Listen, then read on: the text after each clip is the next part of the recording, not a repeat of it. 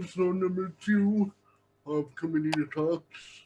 I'm your host, Josh Menchions. My guest today, a good friend of mine, a lovely person. Can't wait to get started. Her name is Vickie Morgan. Hello, Vickie. Hi, Josh. Thanks so much for having me on. Thank you for coming on. How are you doing today? So far, so good. Well, first of all, Vickie, I'd like you to start off by getting to know you. Tell me a little bit about yourself.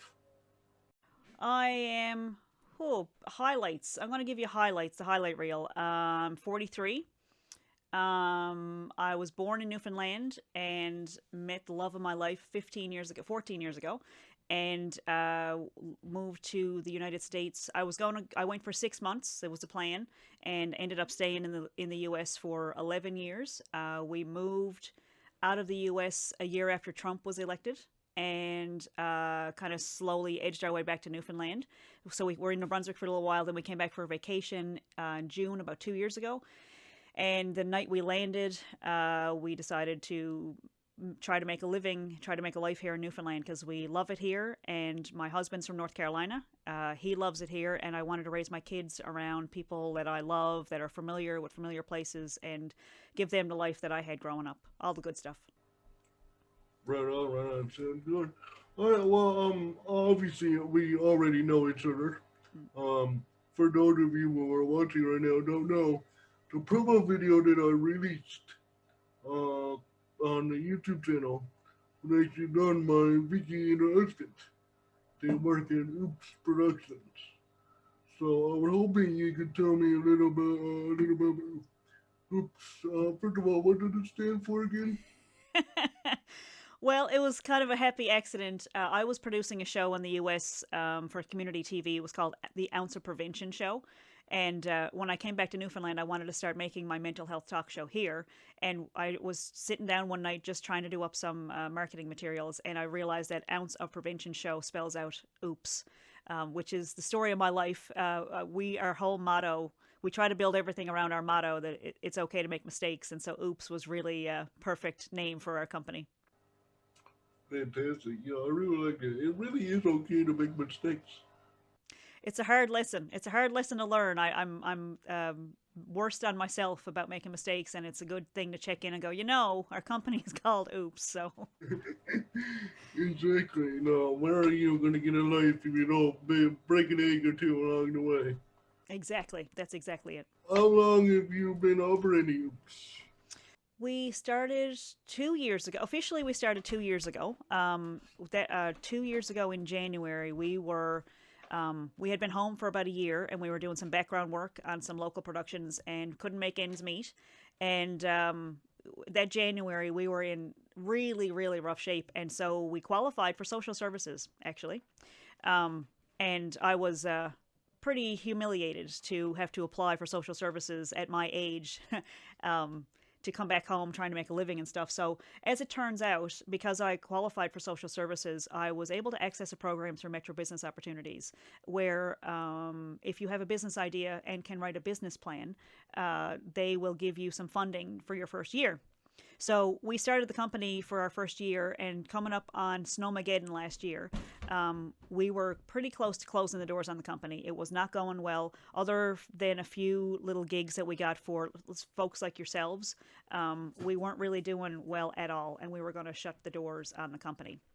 And then I just happened to sit in on a Zoom call with a broadcaster who was looking for content, and I kind of, as a joke, sent a pitch, and they liked the pitch, and so we had.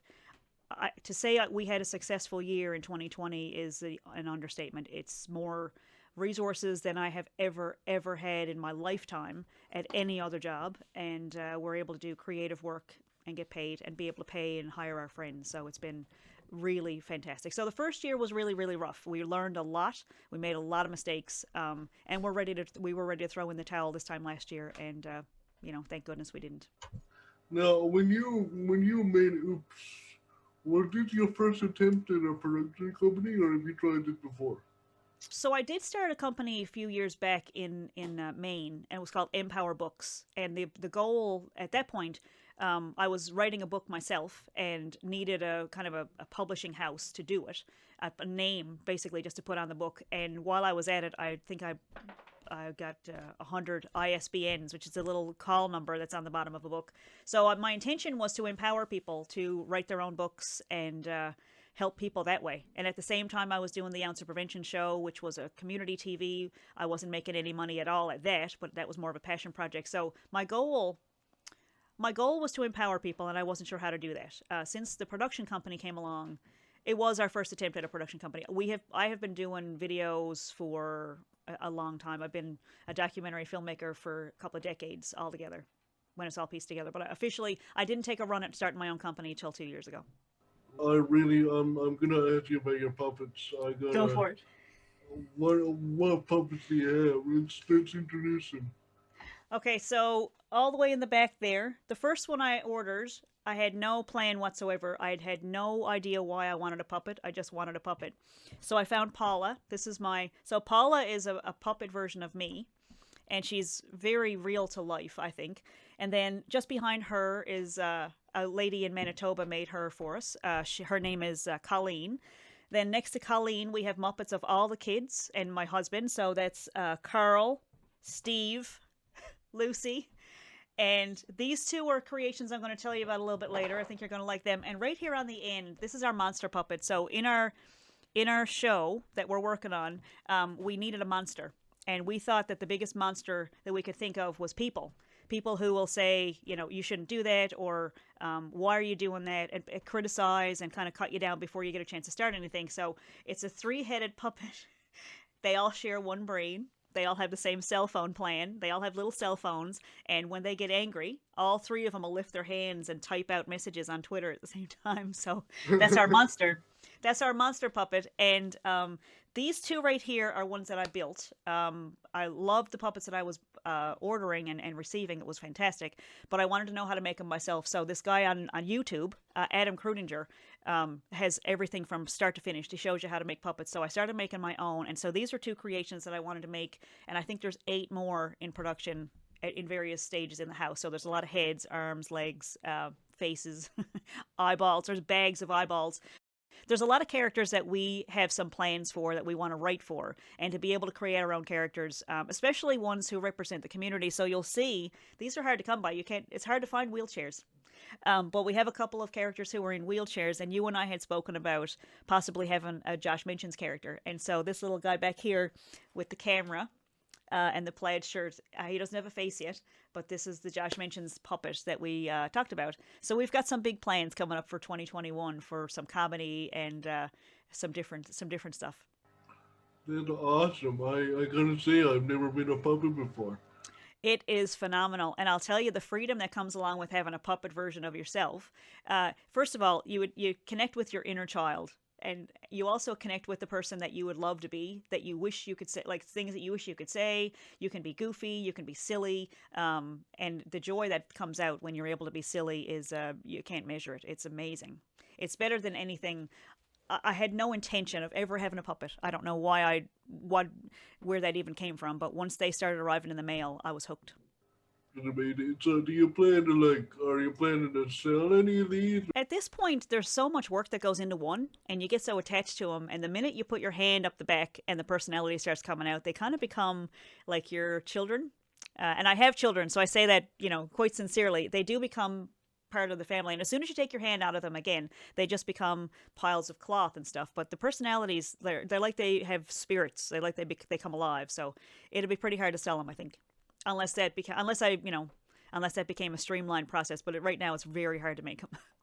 Yeah, I imagine. How long do you think it'll take you to make one? If I ignore everything else, I'm going to say about 2 weeks. All right. And it might get easier as time goes on. Like the pattern gets a little bit easier to do, but it's and trusting that that you're doing the right thing and you're putting the stitches in the right place and all that stuff. It's a creative process that I really love. Well, it seems like a lot of fun. I can't wait to see when the Josh Menchions puppet is done. Well, we're hoping you're going to write for the character. Actually, we want you to voice the character and write some stuff with us to, tell in puppet form, some stuff stories that you want to tell. That's the plan, is to give people voices. Well, you can count me in. I'm not shy when it comes to that stuff. But there's a lot of people in this community does have a disability. Mhm. So I'm wondering if you do, and if you would be more, if you would be comfortable speaking about it. Absolutely comfortable. So, hmm. Overall, I feel like my connection to the community of people with disabilities is through my son. My middle son, Joe, passed away. We lost Joe, I guess, 8 years ago now. And Joe had trisomy 13. And that meant he had pretty much every organ and system. He had a different system, and they didn't work well together. He had extra fingers and toes. He had cleft palate, just every head to toe, everything that could possibly be a part of trisomy 13 he had, and so he didn't survive. Um, that was my, I'm going to say, education into the world of disabilities officially, because I had no idea the discrimination and attitudes that existed. I mean, I grew up with um, not a very open minded group of people around me. And so there were jokes and there were, um, things that were just ignorant, absolutely ignorant. And so when I became a mom of a child with disabilities, we were preparing to have a child with disabilities. And it was a struggle. It was a struggle to face people's opinions. We did have people very close to us tell us that we should just terminate the pregnancy because he would be such a draw on government resources to give him a somewhat normal life. Um, and I hope it's okay to swear. When I lost Joe, I was really pissed off.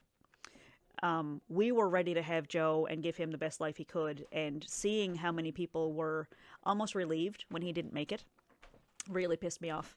And so then I don't know if it's ironic or not, but shortly after I lost Joe, I was diagnosed with PTSD, post traumatic stress disorder.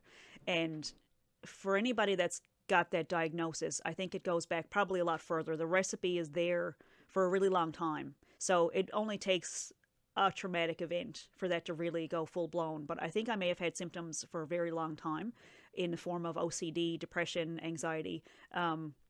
The symptoms with PTSD, though, the full blown, when it's in full rage mode, the sleep disorder, the sleep disturbances, social anxiety, flashbacks, and flashbacks are not just memories; they're like full body recollection. You experience the trauma over and over and over again.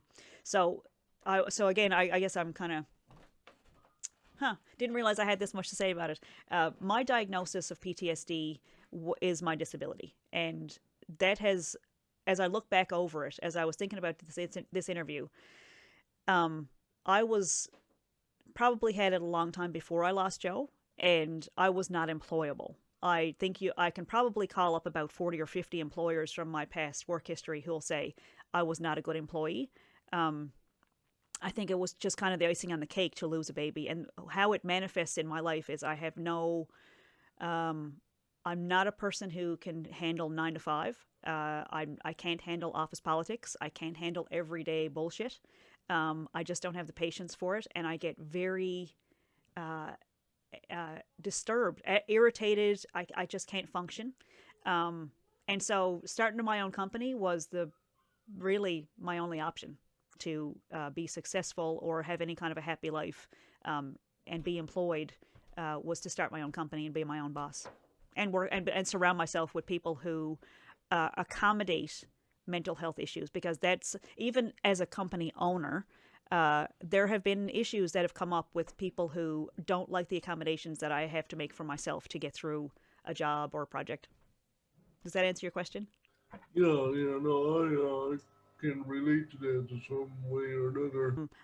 But disabilities come in all different forms. I shut down when people yell at me. That's a little known fact. I can't finish a shift and clean the bathroom after I've been screamed at by a person who, got 3 cream instead of 2 cream, or their sandwich wasn't made quite right. And there's things that people with disabilities can do, but if you focus on what they can't do, we're all in the same, nobody moves forward. And that's something that I think really needs to change. And for what you're doing, for people who are doing the work that you're doing, it's bringing light to abilities the focus is on ability because there's so much people have to offer. Everybody has something to offer. One of the main issues here, and I dealt with it today, was I'm sure you'd see that people are kicking up a stink about clearing sidewalks. Oh my God. They cut money down and they cut the budget for the sidewalks. And today I went to go get a haircut. And I decided, not very far from my house. Instead of waiting an hour for a go bus, I decided I'll walk home. It's not a bad day, it's a little bit cold, but I'll be alright, in 10 minutes. Could only use probably about 30% of the sidewalk on the way home. And I needed to drive on the road with the cars. That's so unsafe. It's inhuman. Like it's not is for the whole community to not even be able to walk on the sidewalks. It's not fit to walk on and it's such a simple. Well, like we don't have money. That's such bullshit. There's so much money in the city coffers. They have more than enough money to buy some city like little plows, sidewalk plows. It happens in other cities, and Newfoundland, because I've got a little bit of experience outside the province, Newfoundland makes a lot of excuses, and it's calling it out. These are human rights. Being able to walk in your city to get to services. If you're not going to provide a proper transportation system, people need to be able to get places, and these are basic human rights. We're not asking for golden sidewalks or heated driveways. We're asking for basic human rights. I was wondering, what do you got on the go? Tell us anything about Oops or any projects you're working on or. I started writing songs, and it's something I've wanted to do my entire life. I have no idea if I'll ever make money doing it, but it's it's a dream that I have always wanted to. When I drive around in the car listening to people on the radio, I'd say, oh, I wish I had done that with my life. And then I just woke up and said, well, I'm going to try writing a song. And so I started producing with Corey Tetford. I started writing some songs, and we started producing the songs, and we were doing music videos with it. So I'm really, really pumped up about that. That is the dream come true. It's amazing. And related to that, I guess, kind of, one of the projects that we're doing for the same broadcaster, we're doing a documentary on accessibility in Newfoundland. And the challenge is how to tell the story without looking like I'm talking bad about Newfoundland. But if I've learned anything with my PTSD and my life experience and meeting people like you, I think telling the truth is the way forward. I don't mean to make that a political catchphrase or anything. I know that's what's being used right now in our election, but for the people who are running for these offices who might be in power, you had a phrase that you used, envisioning an accessible city. I think Newfoundland can be a place where people move when they know they're having a baby with a disability, or if they become disabled. I think Newfoundland can be a place where you would want to be. It's not that yet, but I think it has the potential for that. And I would like for the documentary series we're making to highlight what the potential is here. I also need to tell how shitty it is at that same time. I need to tell what's really going on. Otherwise, I'm not doing anybody a service at all. I don't want to wax poetic and say, oh, no, it's great. It's wonderful. It could be great, but it's not yet. And we're excited about that project. I'll go back up a little bit. You talked about writing music. Yep. Have you finished anything yet? Is there anything you would be willing to share with us? You want me to play a tune right now? Yeah, let's try that, Josh. Why not? I got a new song that I wrote just before Christmas, and it's we have a video out of it, but this is I love this one. So it's called Jimmy Glenn. It's about I wrote it about my brother, who I haven't seen in a really long time. One day we'll sit down with a box of pictures of all you missed. You can tell me all about a boy or girl you kissed. We'll pretend like all the years that passed don't mean a thing. My baby's all named after you. Where are you, Jimmy Glenn? Did you save the world? You raged against our simple life.